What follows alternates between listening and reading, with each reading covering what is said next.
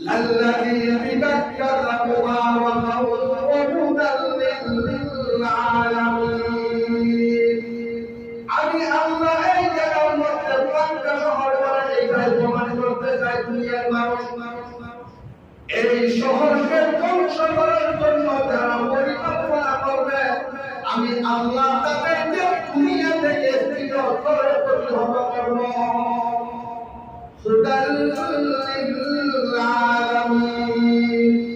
মুবারক এইটা হচ্ছে আমার কর্মময় জায়গা মুদাল্লিল আলামিন আর এইটা হচ্ছে পুরো দুনিয়ার জন্য হেদায়েতের পথে এই মক্কা শহর এই জন্য বলেছে আল্লাহ পাক মক্কাকে যেন কেউ এইটাকে ধ্বংস করার জন্য প্রতিরোধ করার জন্য প্রতিহত করার জন্য কারো সাহস মুদাল্লিল আলামিন এটা পুরো দুনিয়ার মানুষের জন্য হেদায়েত যখন নাকি আদম আলাইহিস সালাম এবং মা হাওয়া আলাইহিস সালাম এই দুইজন কোথায় ছিল জান্নাতে কোথায় ছিল তারা জান্নাতে বসবাস করতেন আল্লাহ পাক তাদেরকে বলে দিয়েছে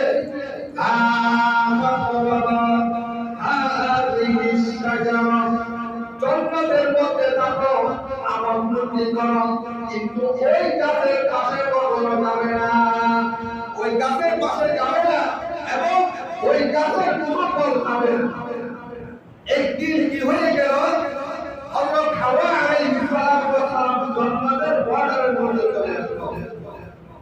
বর্ডারের মধ্যে চলে আসার পরে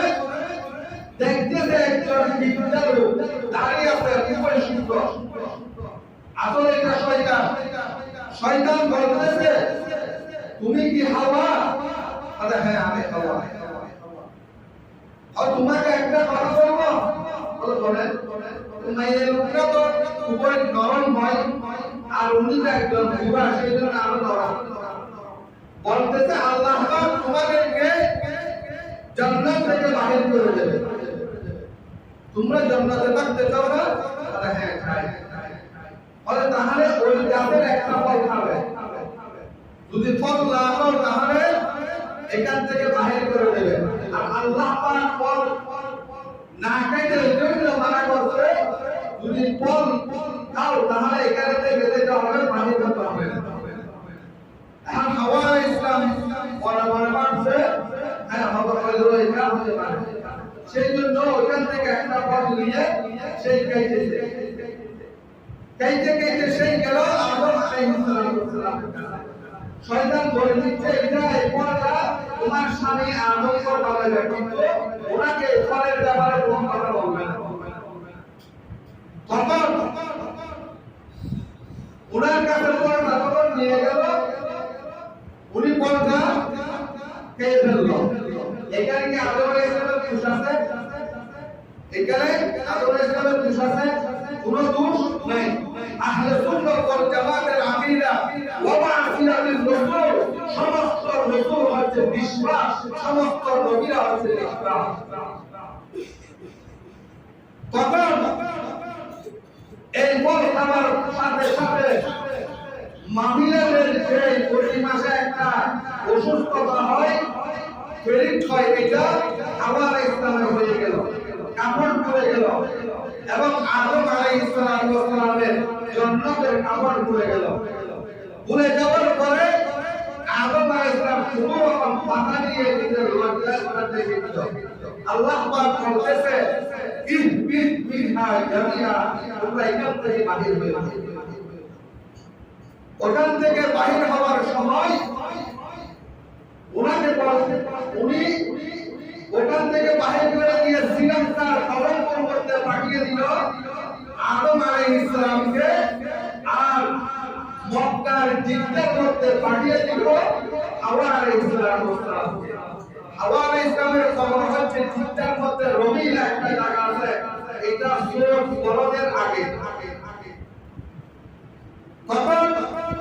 আদম আলাইহিস সালাম আল্লাহর কাছে দোয়া করতে আছে রব্বানা ظلمنا أنفسنا وإن لم تغفر لنا وترحمنا لنكونن من الخاسرين দোয়া করতে করতে খতম আলাইহি আল্লাহ পাক ওনার তওবাকে কবুল করে নিয়েছেন কবুল করে দেওয়ার পরে জিদ্দাকে বলা হয় জিদ্দা এই শব্দটা আসছে জাদ্দা থেকে জাদ্দা শব্দের অর্থ হচ্ছে দাদা দাদি তো মা হাওয়া আলাইহিস সালাম হিসাব করলে আমাদের হবে দাদি এটা আমাদের মুসলমানদের স্তর হিসাবে আমরা ওনাকে মা বলি আদম আলাইহিস সালামকে আদি হিসাবে এই জাদ্দা এটা জিদ্দা যেটা আছে এটা জাদ্দা শব্দ থেকে আসছে কবুল করার পরে একজন আরেকজনের সাথে আল্লাহ পাক মিলিয়ে দিতে আরাফাত নামক স্থানে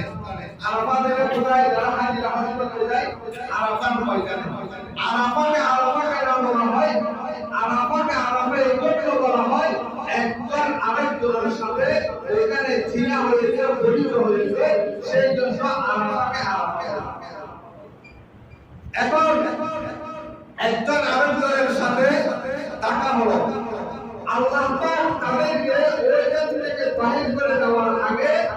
বাহির যখন করবে তখন একটা ইয়াকুব আদরের তৈরি একটা ঘর দিয়েছিল ওই ঘরটার নাম হচ্ছে বাইতুল্লাহ তবে এটা নিয়ে যাও এটা পৃথিবীর একদম মাঝখানে রাখবা এটার উপরে ফেরেশতারা যে ঘরটা নাম করে এই ঘরটার নাম হচ্ছে বাইতুল মামুর এটা ফেরেশতারা তওয়াফ করে